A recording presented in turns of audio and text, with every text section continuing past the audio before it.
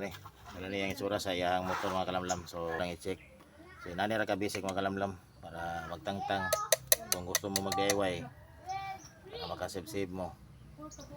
Before nyo tantangon natin yung mga lock, tangan yung timaan, pero kung likon pa na yung utok, kabalo ng timaan, ayun na natin man eh.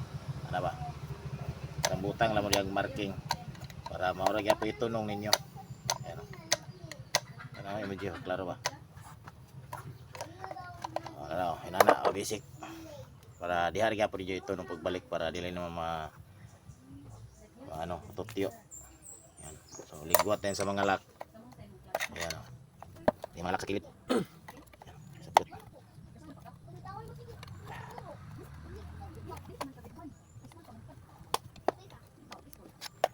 Para tayong spoke.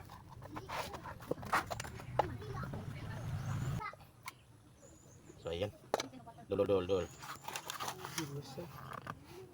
So ayan mga kalamlam no. Kita mo sa inyo. Yan. Nani ra ka basic. So pwede pa niya siya ma-repair mga kalamlam. Ayan commutator. Baga pa kayo. Ayan. Tanaw ko sa inyo. Ayan. Ayan. Yan o. Baga pa kaya siya. Wala pa siya ikuan diri o. Gamay pa kaya ang gap diri o. Yan. Goods pa niya siya.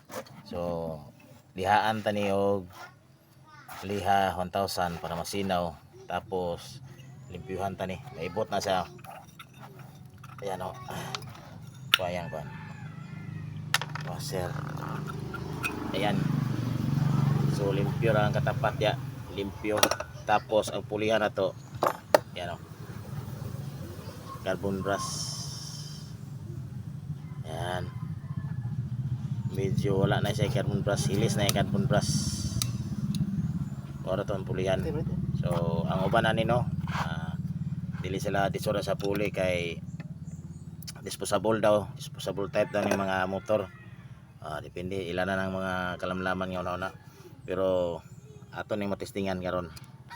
Itong ilisan ni og brush kung goods ba ang atong trabaho. Inanara ka basic mga kalamlam. Pulihan tanig brush. Okay, kita ang po ninyo nga pudpud na oh. Di na parehas og kataas, gagmay na kayo. Inanara ka basic. Kuha atong kuan.